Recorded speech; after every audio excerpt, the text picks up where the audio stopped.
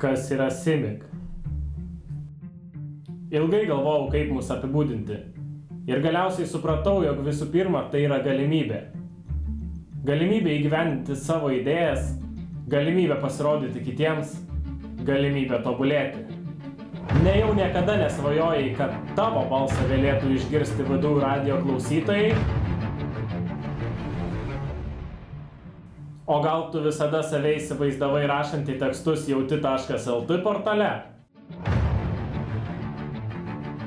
Ir tikriausiai ne kartą esi pagalvojęs, kaip šaunu būtų dirbti TV studijoje.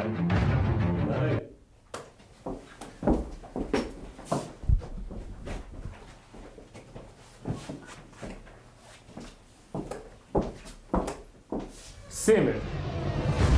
Ateik ir kuriam.